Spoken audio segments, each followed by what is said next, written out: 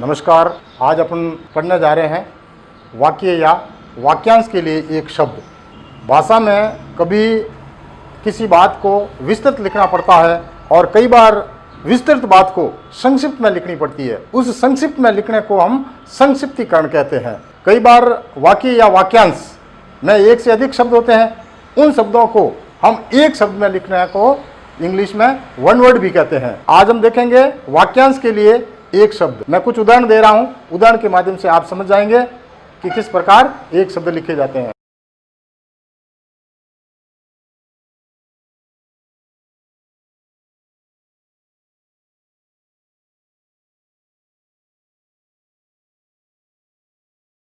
वाक्यांश के लिए एक शब्द के लिए कुछ उदाहरण मैं आपके सामने दिए हैं। इन उदाहरणों को हम एक एक करके देखेंगे और उसके एक शब्द में कैसे उत्तर दिया जा सकता है वो आपको समझाने जा रहा हूं।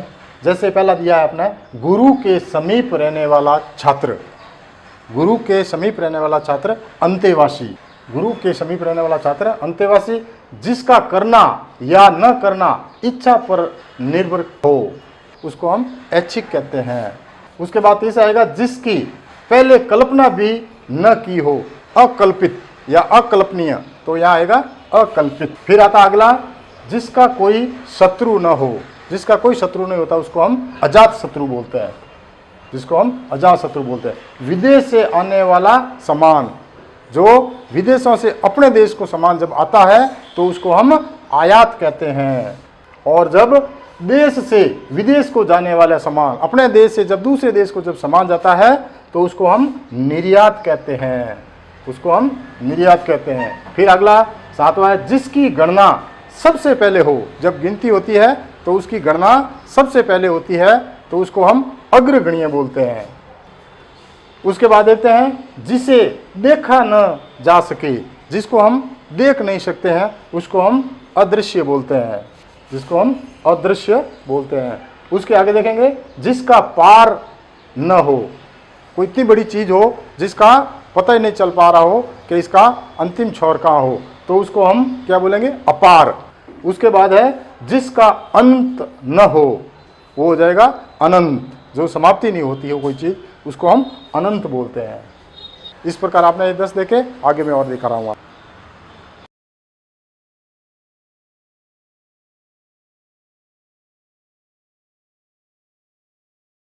देखिए कुछ उदाहरण और है। जैसे 11 में दिया है मैंने, जो परीक्षा में उत्तीर्ण न हुआ हो। जो परीक्षा में उत्तीर्ण नहीं होता है उसको हम अनुत्तीर्ण कहते हैं।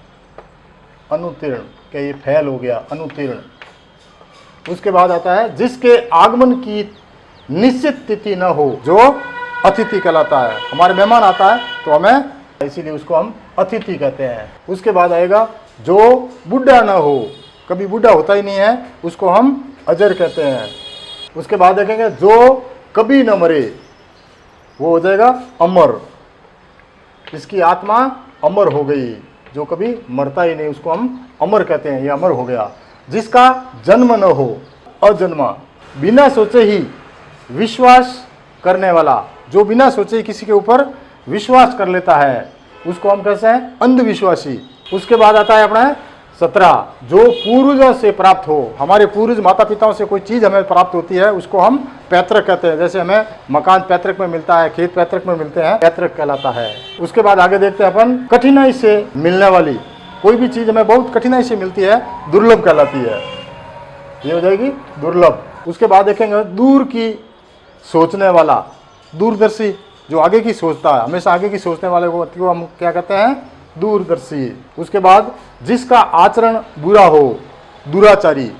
आचरण जिसका अच्छा नहीं होता है उसको हम दुराचारी कहते हैं। इस प्रकार ये अपने 20 तक हो गए। इसके बाद हम और लिख रहे हैं 30।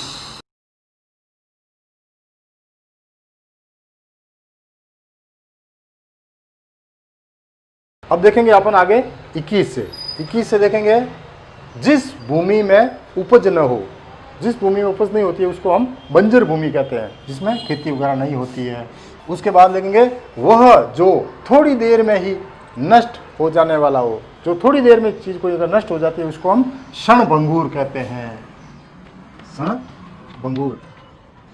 23 में है, इस लोक से बाहर की चीज हो। अलौकिक कहलाती है। फिर आगे देखते हैं 24, जिसके दिल में दया न हो, निर्दयी। उसके बाद देखते हैं अपन 25, जिसके दिल में दया हो, दयालु कहलाता है। यह व्यक्ति बहुत दयालु है।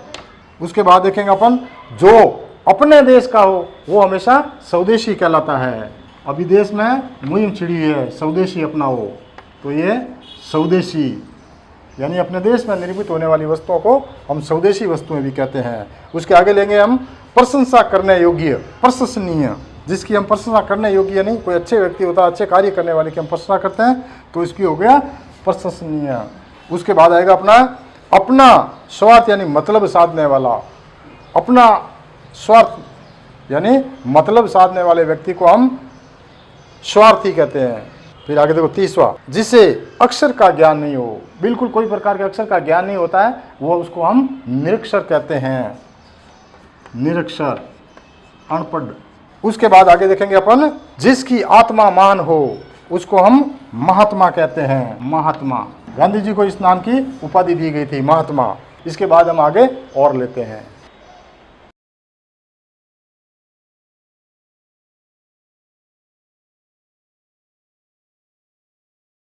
वह पुरुष जिसकी स्त्री मर गई हो उसको हम विधुर कहते हैं।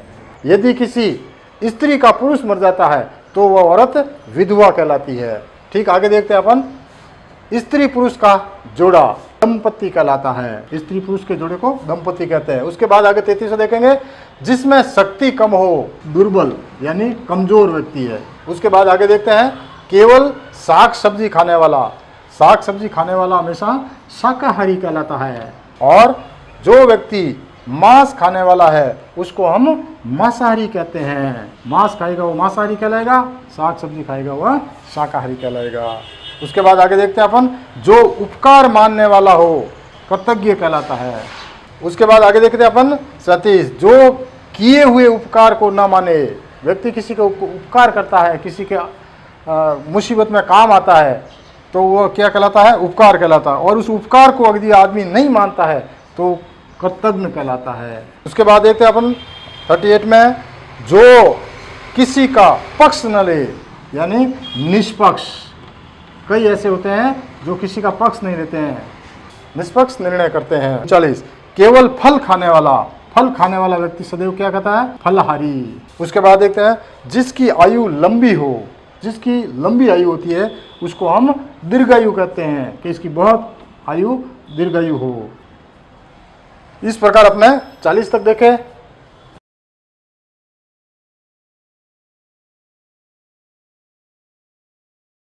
अभी आपने 40 तक उदाहरण देखे, अब आगे देखते हैं अपन 41 से। 41 में है, जिसके संतान न हो, किसी व्यक्ति की अगर संतान नहीं होती है तो उसको निसंतान कहा जाता है, निसंतान, निसंतान कहलाता है। उसके बाद जिसका भाग्य अच्छा हो उसको हम भाग्यशाली कहते हैं, कि इसका भाग्य बहुत अच्छा है, भाग्यशाली।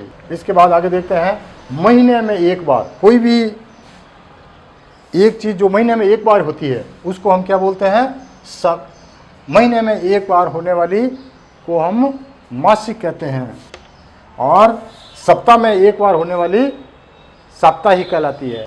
आगे देखते हैं अपन, विशेष जानकारी रखने वाले को क्या कहते हैं, विशेषज्ञ, कि यह इस विषय का विशेषज्ञ है, ये इसका एक्सपर्ट है, विशेषज्ञ, विशेष जानकारी रखने वाला विशेषज्ञ कहलाता है। उसके बाद सच बोलने वाला, सत्यवादी, जैसे राजा हरिश्चंद्र सत्यवादी थे, यानी हमेशा सत्य बोलने वाले। उसके बाद अपन 47 में, जिसके नीचे रेखा हो, यदि कोई वाक्यांश लिखा हो उसके नीचे यदि कोई रेखा होती है तो उसको हम कहते हैं रेखांकित, अंडरलाइन खींची हुई थी उसको अपन रेखांकित बोलते हैं। उसके बाद 48, अपने पैरों पर खड़ा होने वाला, स्वावलंबी, स्वावलंबी कहलाता, जो अपने पैरों पर खुद अपना कार्य करके अपने पैरों पर खड़ा हो जाता है और अपना व्यवसाय धंधा या कोई प्रकार का खुद कर लेता है, उसको स्वावलंबी कहा जाता है। उसके बाद जो ईश्वर के ऊपर विश्वास करे, जो भगवान को मानता हो, उसको हम आस्तिक कहते हैं, कि ये भगवान की पूजा अर्चना करता है, भगवान का विश्वास रखता है। और कुछ लोग ऐसे होते हैं जो ईश्वर में विश्वास नहीं करते हैं, उसको हम नास्तिक कहते हैं। उदाहरण सहित मैंने 50 वाक्यांश आपके सामने लिखा है, और इस 50 वाक्यांश को के एक शब्द में उत्तर क्या होते हैं वो आप लोगों को बताया। आप ध्यान से इनको एक बार 2 बार पढ़ेंगे तो अवश्य रूप से आप सभी लोगों को ये याद हो जाएगा। वाक्यांश के लिए एक शब्द। कई बार भाषा के अंदर भाषा को विस्तृत शब्दों में लिखनी पड़ती है और कई बार विस्तृत भाषा को हम संक्षिप्त में लिखते हैं, तो उस संक्षिप्त में लिखने वाले को हम एक शब्द में लिखना होता है। जैसे देखिए आपने इतने बड़े बड़े ये शब्द थे, वाक्यांश थे, इन वाक्यांशों को इतना सा लिखने में भी कई बार काम चल जाता है। इसीलिए इसको हम वन वर्ड इंग्लिश में बोलते हैं और हिंदी में एक शब्द वाले वाक्यांश बोलते हैं। तो ये आप लोगों ने देखा। धन्यवाद। आगे और देखेंगे अगले चैप्टर में।